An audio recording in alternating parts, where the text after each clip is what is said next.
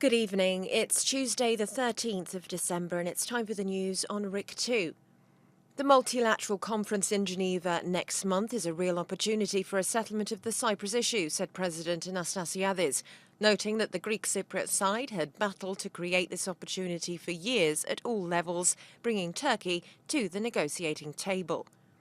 This will become a reality in January, the president noted, adding that at the Geneva conference, the Turkish leadership will be obliged to express its position on moving forward and solving the major issue of security in Cyprus.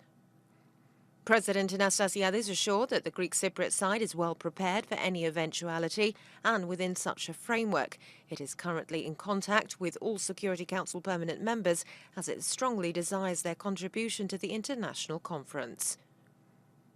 He further stressed that the participation of the Republic of Cyprus must be a given, adding that Nicosia and Athens are coordinating their actions on a daily basis.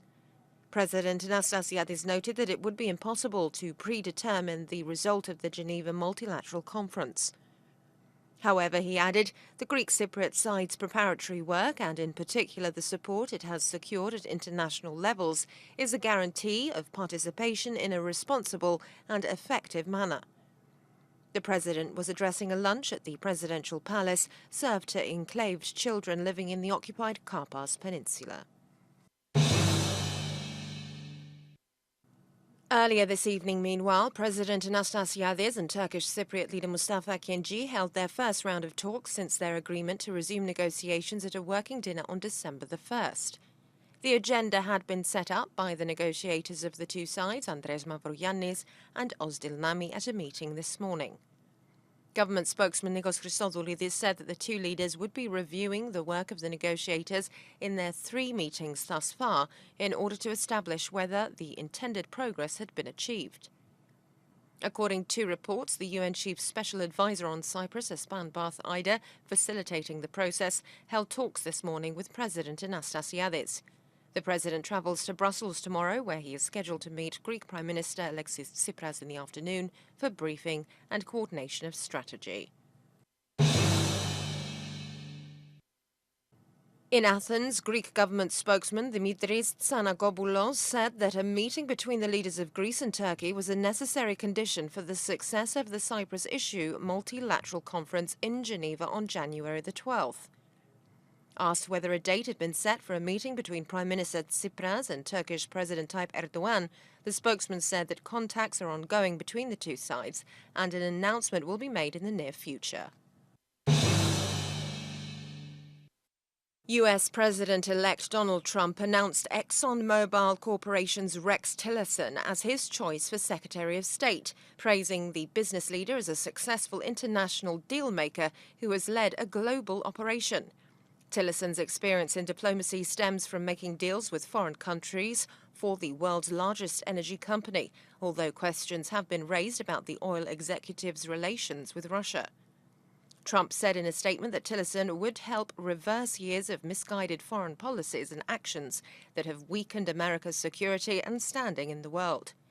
Tillerson said he shared Trump's vision for restoring the credibility of the United States' foreign relations.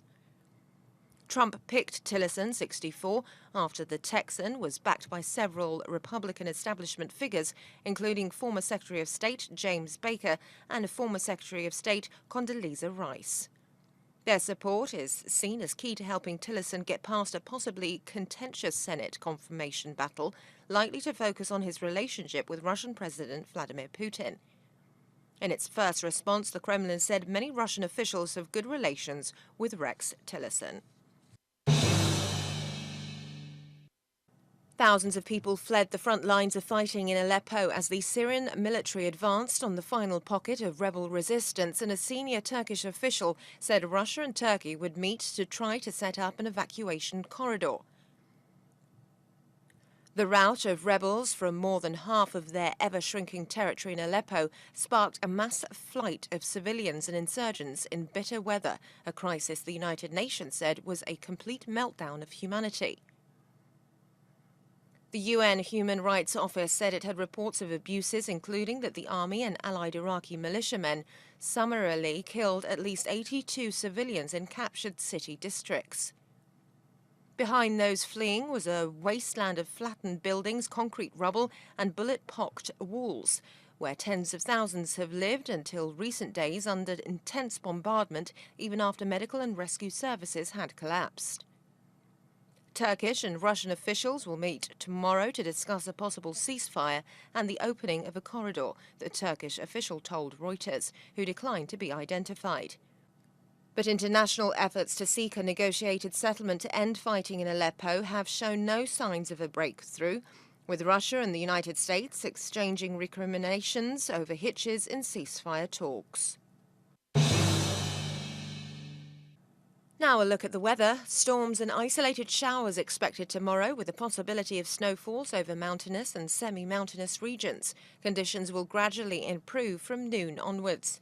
Winds will be northerly to northwesterly, initially very strong, force 6, later dropping to strong force 5 over moderate to rough seas. Temperatures will reach 10 Celsius inland, 12 in coastal regions and -1 over the mountains, where frost is expected to form. That's all from us here. Join us tomorrow for more news in English. Have a very good evening.